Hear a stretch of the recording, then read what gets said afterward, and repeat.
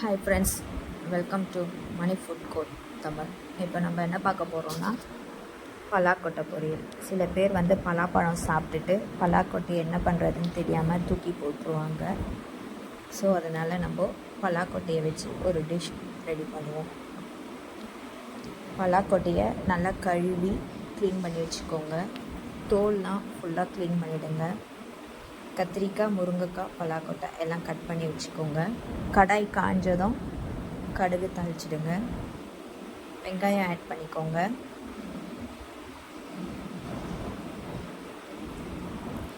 தக்காளி ஆட் பண்ணிக்கோங்க. உப்பு ஆட் பண்ணிக்கோங்க. இந்த டிஷ் ரொம்ப டேஸ்ட்டாக இருக்கும். ட்ரை பண்ணி பாருங்கள். ட்ரை பண்ணி பார்த்துட்டு எப்படி இருக்குன்ட்டு கமெண்ட் பண்ணுங்கள். கட் பண்ணி வச்சுருந்த கத்திரிக்காய், முருங்கைக்காய், பலாக்கொட்டை ஆட் பண்ணிக்கோங்க. கத்திரிக்காய், முருங்கைக்காய் இல்லைன்னா வெறும் பலாக்கொட்டை மட்டும் வச்சு நீங்கள் இதே மாதிரி ப்ரிப்பேர் பண்ணலாம்.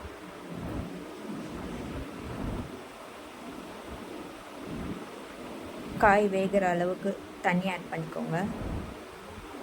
மஞ்சள் தூள், மிளகாய் தூள் எல்லாம் சேர்த்து ஒரு 15 மினிட்ஸ் நல்லா வேக வைங்க. சிம்லேயே இருக்கட்டும்.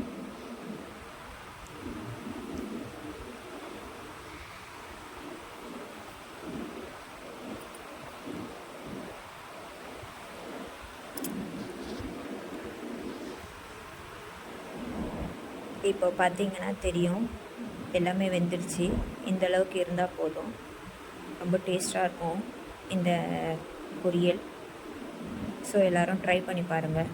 ஓகே ஃப்ரெண்ட்ஸ், இந்த வீடியோ பிடிச்சிருந்ததுன்னா லைக் பண்ணுங்கள், ஷேர் பண்ணுங்கள், மறக்காமல் சப்ஸ்கிரைப் பண்ணுங்கள்.